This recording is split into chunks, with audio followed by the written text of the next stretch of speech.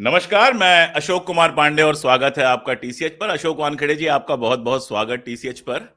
और महाराष्ट्र में यानी अशोक वानखेड़े जी के घर में चुनाव की हलचलें तेज हो गई हैं। बीच में तो ऐसा भी लगा था कि पता नहीं चुनाव कराएंगे कि नहीं कराएंगे, लेकिन अब चुनाव हो रहा है।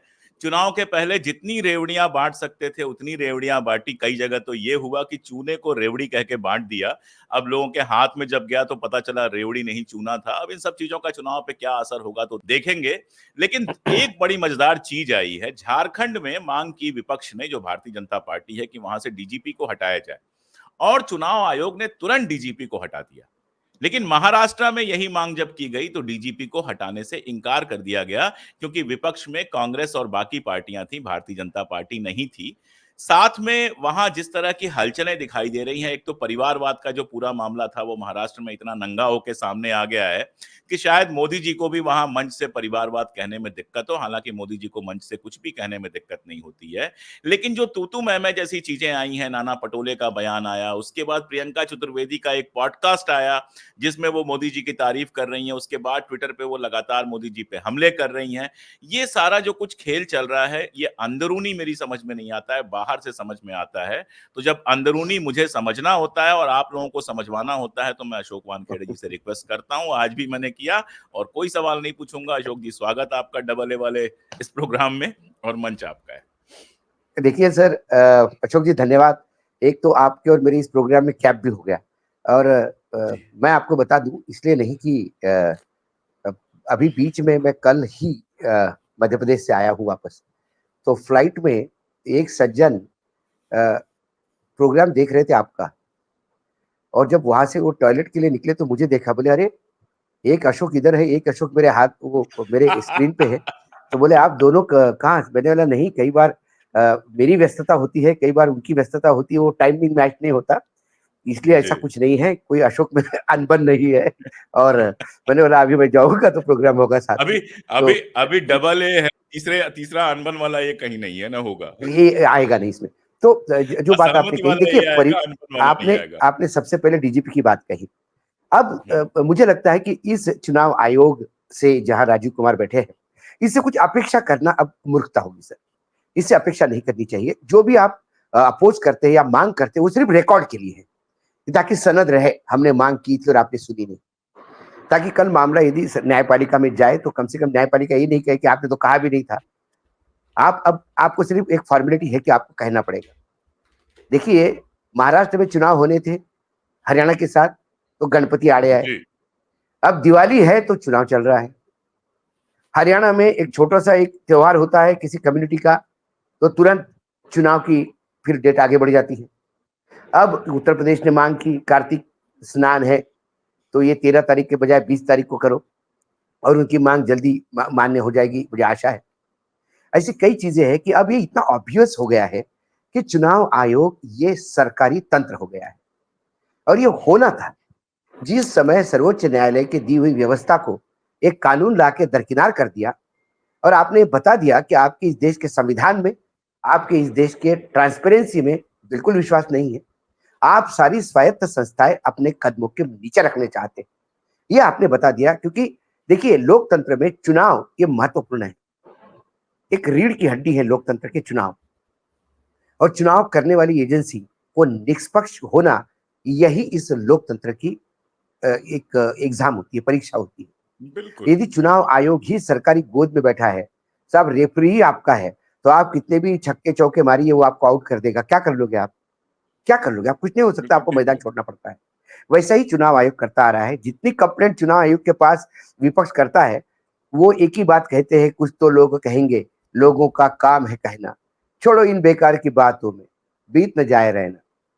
तो इनको विपक्ष की हुई बातें बेकार लगती है।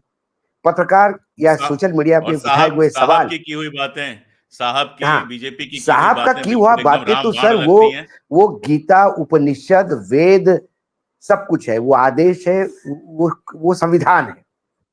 साहब जो कहे संविधान है, तो उसके आगे उनको नतमस्तक होना ही है। देखिए, मैंने तो हमेशा बोला कि आप क्या पालते हैं ये आपकी नेचर बताती है।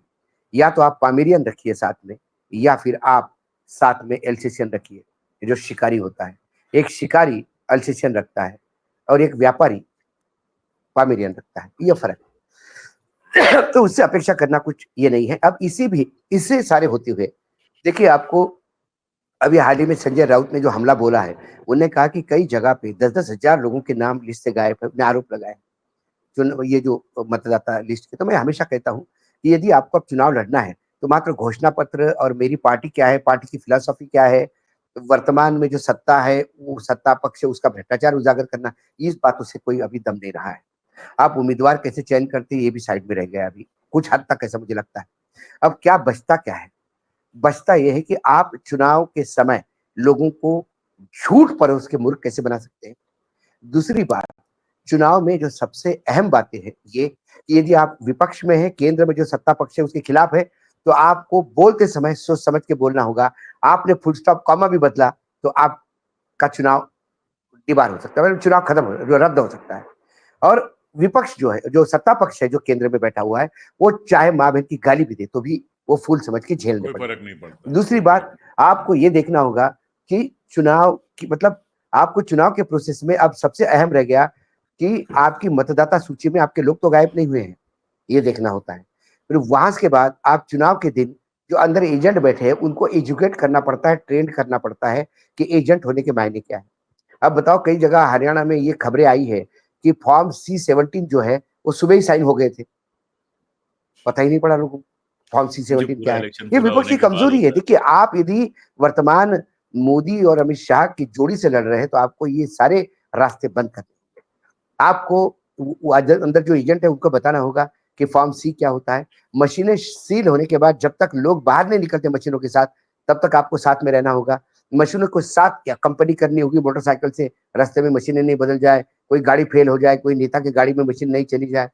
उसके बाद जहाँ स्ट्रांग रूम में मशीनें होगी वहां बाहर गद्दे लगा के सोना पड़ेगा। रात को स्ट्रांग रूम यदि गलती से खुल जाता है तो आपको अंदर घुस के उनके साथ अंदर पूरी टीम जाएगी, वीडियो रिकॉर्डिंग होगी, ये सारी। और उसके बाद जब चुनाव की गिनती होती है तो अंदर जो गिनती के एजेंट होते हैं उनको भी ट्रेंड करना पड़ेगा, वर्कशॉप चलाने पड़ेंगे उनके लिए। ट्रेंड करना होगा कि चुनाव की गिनती के समय क्या गड़बड़ी होती है। मैं एक गड़बड़ी मुझे छत्तीसगढ़ के एक पूर्व मंत्री मुझे बता रहे थे, बोले अशोक जी लोकसभा का चुनाव चल रहा था और पता पड़ा कि हमारा उम्मीदवार एकदम डाउन हो गया। मतलब चलता हुआ एक ऐसा क्या हो गया कि एकदम आप बोले कांटे की टक्कर चल रही थी, एकदम वो हम 600-700 वोट से आगे थे, एकदम हम 2000 वोट से नीचे हो गए। हमको समझ में नहीं आया। तो अच्छा मशीनें सामने हो रही है सब, तो लेकिन रिजल्ट कुछ और आ रहे हैं।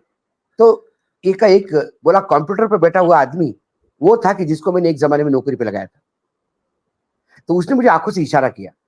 तो मैंने ऑफिसर को बोला कि मुझे कंप्यूटर देखना है। उसने बोला बोले कंप्यूटर कैसे देखोगे तुम?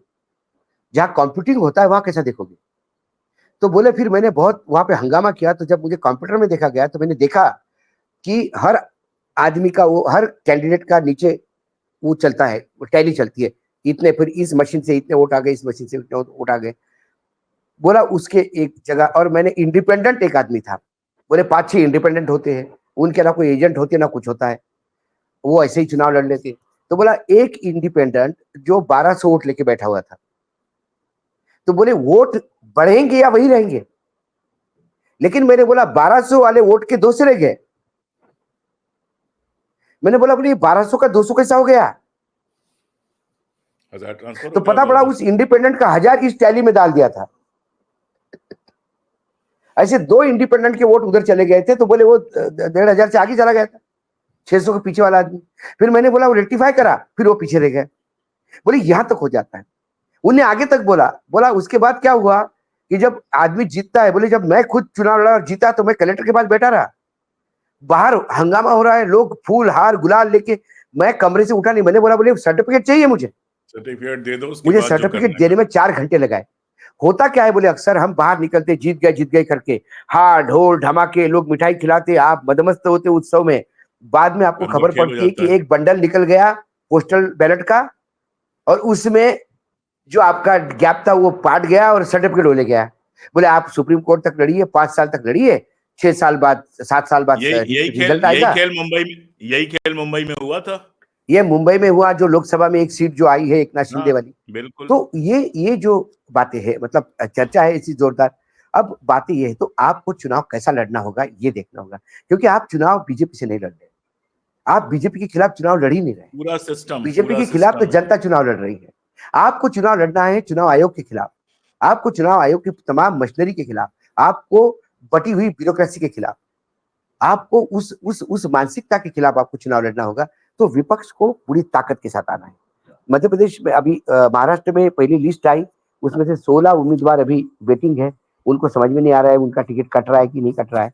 लेकिन एक बात तो तय है कि बीजेपी इस बात से डर गई कि जो बीजेपी बोल रही थी कि हम गुजरात वाला मॉडल अपनाएंगे, बहुत सारे एंटी इनकम्बेंसी के नाम काट देंगे, नाम काटने में बहुत मुश्किल हो रही उनकी। बहुत सारे लोग रिपीट हुए हैं। कुछ लोगों को टिकट नहीं दिया तो उनको पत्नी को टिकट दिया गया है, दो दो भाइयों को टिकट दिया गया है। ये तो कहते कि भाई भाई भतीजावाद नहीं होना चाहिए भाई। मतलब किसी नेता के बेटे को टिकट नहीं देता, आप यदि टिकट ले रहे हो तो कैलाश के साथ ऐसा हो गया था। कैलाश को यदि टिकट मिलता है मध्य प्रदेश में तो फिर बेटे आकाश को टिकट नहीं दे रहा है। लेकिन यहाँ दो भाइयों को टिकट दिया गया मुंबई में दो जगह पे। तो ऐसे कई चीजें हैं।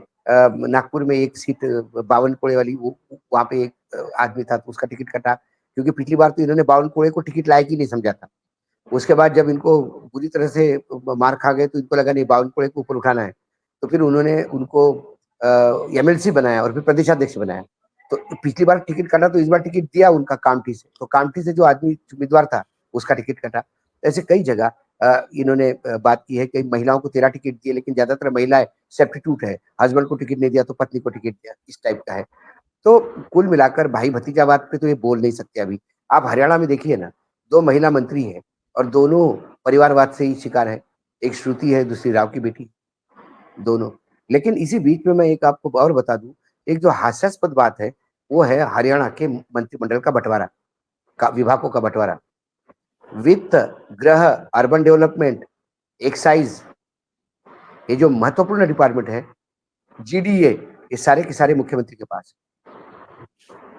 इसके मायने होम मंत्रालय, ministry of home, ministry of finance, ministry of excise जो दारू से रिलेटेड होती है, ministry of urban development. Haryana बोला तो जमीन का खेल सारा, ये सारा अब दिल्ली से होगा। ये सारे मंत्रिमंडल दिल्ली से। वीर साहब को बहुत ही सेकेंडरी देके वीर साहब को बता दिया है कि आप इस स्थिति में हैं और यही रहिए। वी तो साहब तो कुल मुख्यमंत्री मिलाकर, बनने का सपना देख रहे थे। हाँ, अरे वो तो मुख्यमंत्री मतलब लोग भी इतने निर्लज्ज हो गए हैं। जो ये कह रहा था कि मैं मुख्यमंत्री का दावा ठोकूंगा, मैं मुख्यमंत्री बनने जाऊंगा, उसके बाद में वो बिल्कुल यू टर्न लेके बोलती कि मैंने ऐसा कभी बोला ही नहीं, मुझे तो प्यून भी बना के रखा, पार्टी तो मैं रखेंगे। अरे क्या बात है भाई, आपने बोला, वीडियो अवेलेबल है। लेकिन फिर मैं कहता हूँ ना, निर्लज्जता का अमृतकाल है, तो उसमें तो ये सारी बातें होगी। वही भाई भतीजावाद आपको वहां पे भी मिलता है, झारखंड में भी थोक में मिलता है।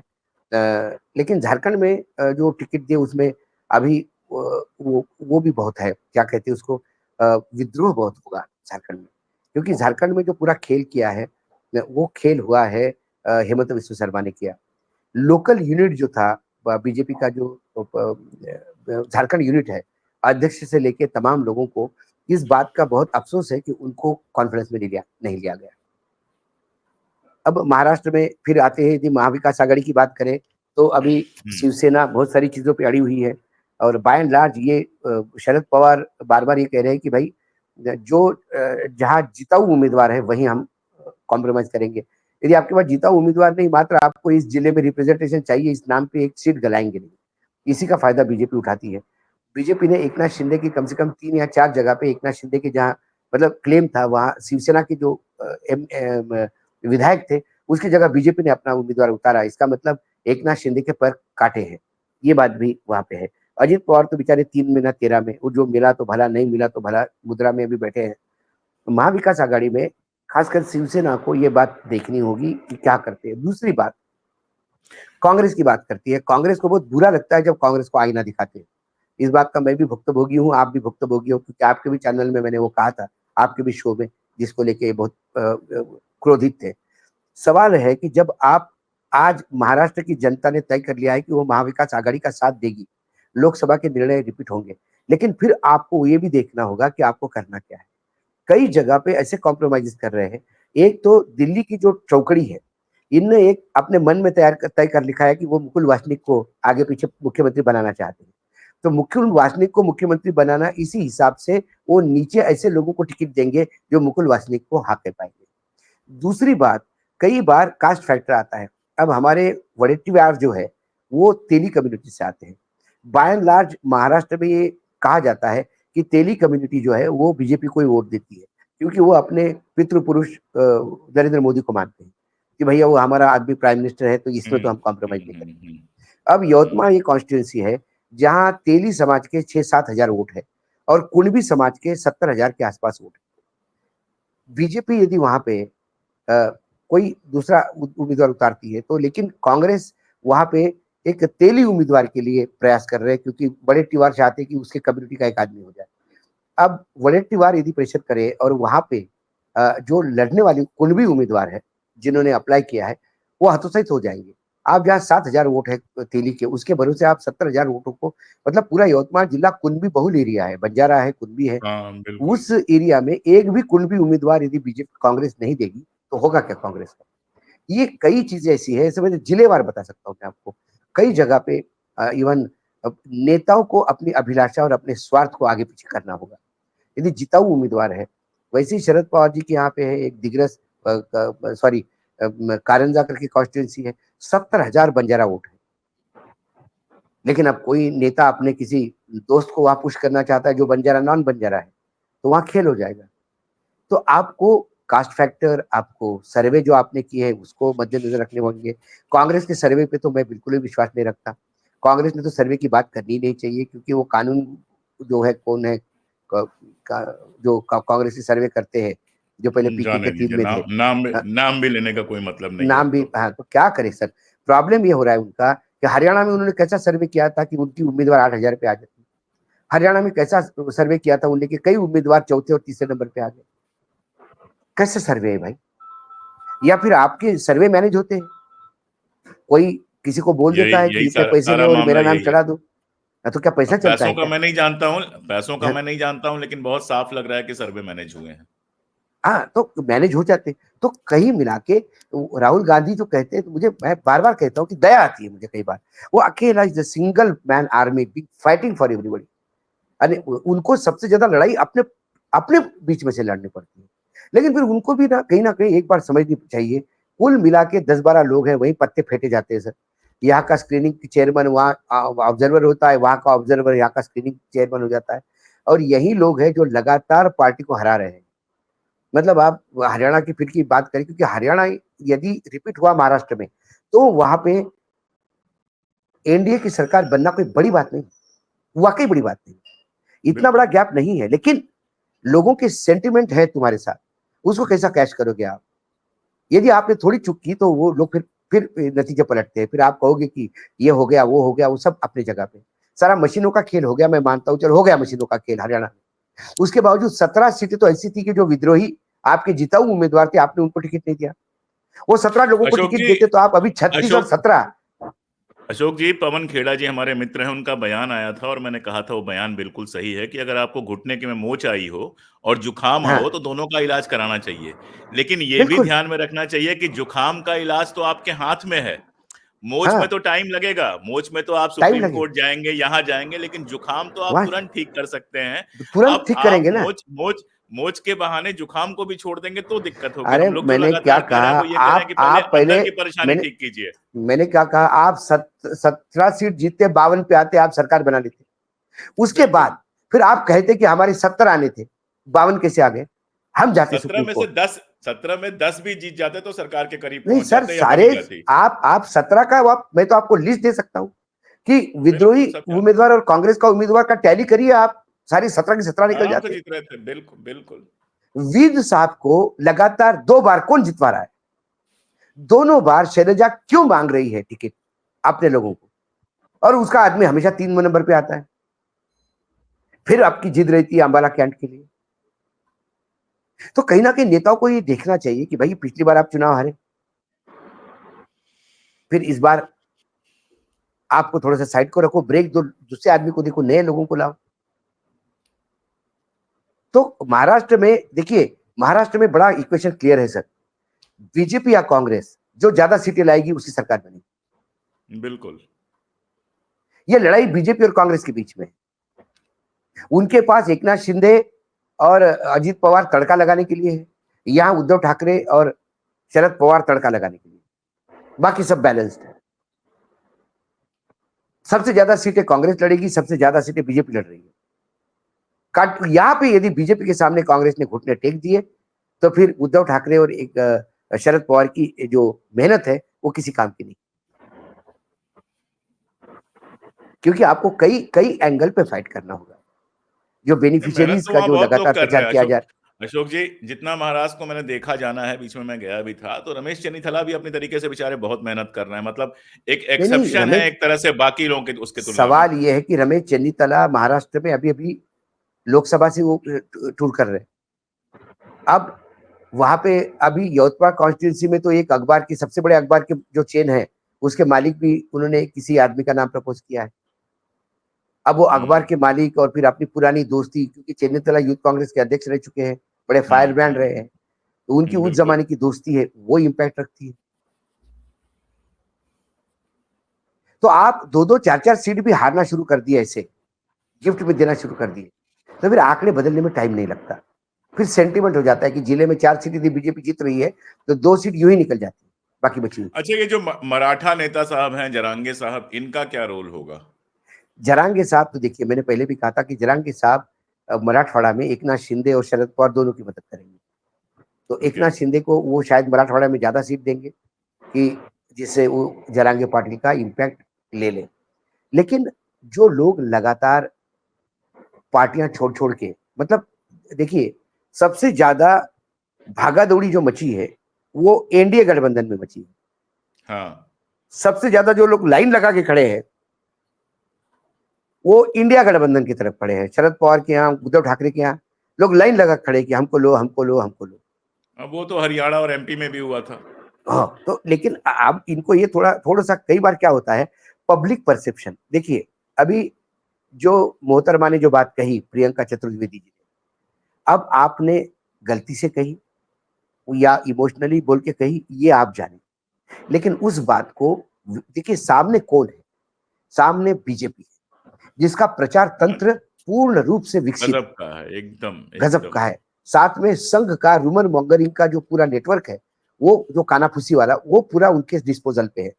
ऐसे में आपने छोटी सी भी गलती की तो दुनिया में उतना बड़ा किसी नेटवर्क किसी के पास नहीं है। किसी का पास नहीं है। विश्व का सबसे बड़ा नेटवर्क है उनका। तो ऐसे में आप जब उनसे लड़े तो आपको लूज बॉल नहीं देना चाहिए। आपको जो कहना है, अब जैसा संजय राउत है, यहाँ नाना पटोले है, वहां संजय राउत है, लेकिन आप शरद पवार के पार्टी से देखिए, क्या कभी किसी का कोई आपने नहीं। वक्तव्य सुना कि किसी को ना मुख्यमंत्री ना। बनना है? वहां से एक ही स्टेटमेंट आया था बीच में शरद पवार जी का कि भाई जयंत पाटिल, तुम बड़े रोल के लिए तैयारी करो। अब लोगों ने कहा कि मुख्यमंत्री बनेंगे, मुख्यमंत्री बनेंगे। तो जब शरद पवार ने पहले ही कह दिया था कि मुख्यमंत्री तो चुनाव के बाद ही तय होगा, अभी कोई मुख्यमंत्री का सवाल होता ही नहीं, क्योंकि महाविकास आघाड़ी में यदि मुख्यमंत्री तय नहीं है तो महायुति में, एनडीए गठबंधन में भी मुख्यमंत्री तय नहीं है। बिल्कुल। उन्होंने ये नहीं कहा हमारा मुख्यमंत्री कौन होगा। जब पूछा गया एकनाथ शिंदे को, भाई जब पूछा गया देवेंद्र फडणवीस को सवाल कि आपका मुख्यमंत्री का फेस कौन सा होगा, तो उन्होंने कहा, अरे हमारे पास तो अभी मुख्यमंत्री है, चिंता करने की क्या बात है। तो एकनाथ शिंदे को पूछा तो क्या आप फेस होंगे? उन्होंने बोला नहीं नहीं, हमारे विकास के कार्य ही हमारा चेहरा होगा। तो जब ये बात है, जब आपके पास भी फेस नहीं है, उसके पास भी फेस नहीं है, तो ऐसे में जबरदस्ती कपड़े सिलवा के बैठने में क्या मतलब है? ये छिचोरापन है। देखिए, एक प्रगल्भता होनी चाहिए, एक ठहराव होता है एक मैच्योर्ड नेता में। जो ठहराव शरद पवार में है, जो ठहराव उद्धव ठाकरे में है, उद्धव ठाकरे ने भी पब्लिकली कहा मुख्यमंत्री पद की तो चिंता ही नहीं है, मुख्यमंत्री पद किसी को भी मिले वो नहीं है, इशू वो है जीतना है चुनाव, महाविकास सुप्रिया की सुले ने सरकार भी ये बनानी बात है। कही। सुप्रिया, अगर वो मुझे बात ठीक कही, से याद है, लेकिन सुप्रिया जी होता ने भी क्या ये है, बात कही है। मैंने क्या, 2-3 छिछोरे लोग हैं, और खासकर कांग्रेस में, और वहां तो एक ही शिवसेना। आदमी है, संजय राउत।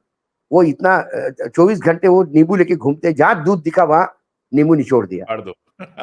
फाड़ दो। और जब दूध फाड़ने की कंपटीशन में फिर नाना पटेलों को लगता है कि यार हम कमजोर कैसे पड़ेंगे, फिर वो इमली का पानी लेके घूम रहे हैं। मतलब, तो पब्लिक के बीच में आप एक तमाशा बनते हो। यदि पब्लिक के बीच में तमाशा बनते हैं तो पब्लिक को लगता है कि आप मैच्योर नेता नहीं हो। क्या विश्वास रखे आप पे? तो कुल मिलाकर जो पूरा चुनाव का माहौल है, मुझे लगता है आज दोपहर को जब शाम तक जब लिस्ट अनाउंस हो जाएगी पहली कांग्रेस की तरफ से ही रुकावट है, बाकी तो शिवसेना की लिस्ट बिल्कुल फाइनल है। शरद पवार जी के पास बिल्कुल नाम रिलीज है, बस इंतजार करे कांग्रेस रिलीज करे तो दनादन बाकी लोग रिलीज कर देंगे उसमें, क्योंकि यहाँ बीजेपी ने रिलीज किया, अब एकनाथ शिंदे भी करेंगे। और एकनाथ शिंदे के लिए प्रॉब्लम ये है कि बहुत सारे टिकट काटने पड़ेंगे उनके, तो वो टिकट कैसे कटेंगे, क्योंकि मुझे लगता है कि जो अमित शाह जी ने उनको कहा था कि तुम्हारे लोगों के खिलाफ एंटी इनकम्बेंसी बहुत है, तो आप उनको टिकट काटने पड़ेंगे। इन्होंने जो नसीहत दी थी अमित शाह को, मुझे लगता है शाह जी ने वो नसीहत नहीं सुनी। उन्हें फिर अमित शाह सुनने की आदि भी नहीं है, वो बोलते कि मैंने तय करके बोला है तो वही चलेगा। तो कुल मिला के ये जो पूरे अब सारा सारा दामोदमार आज के लिस्ट पे है। एक बार लिस्ट आ जाए सबकी, उसके बाद फिर हम बैठेंगे और फिर लहे तो हम रीजन वाइज, यदि आप चाहो तो रीजन वाइज हम उस पर बात करेंगे। बिल्कुल, दो महाराष्ट्र के दो पूरे तीन दिन चुनाव बाद पे 2-3 दिन बाद इसको दिन करते हैं बाद हम और इस रीजन पर वाइज जो है बात विस्तार करेंगे। से बात करते हैं। कैसे बिल्कुल, दिवाली के पहले पहले हम महाराष्ट्र की कम से कम बिल्कुल, आपके चैनल पे पूरे महाराष्ट्र के बिल्कुल। मराठवाड़ा, विदर्भ, उत्तरी महाराष्ट्र, मतलब खानदेश और पश्चिम महाराष्ट्र, मुंबई, कोकण, ये सारे रीजन वाइज हम इसको एक बार विश्लेषित ठीक, करेंगे, ऐसा मुझे लगता डन, डन।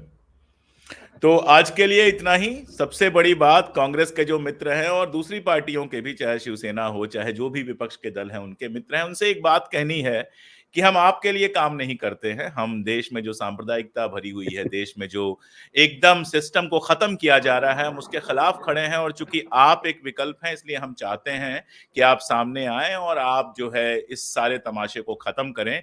लेकिन अगर इस तमाशे में आप भी दिखाई देंगे तो हमें कहना पड़ेगा, कहना हमारा काम है।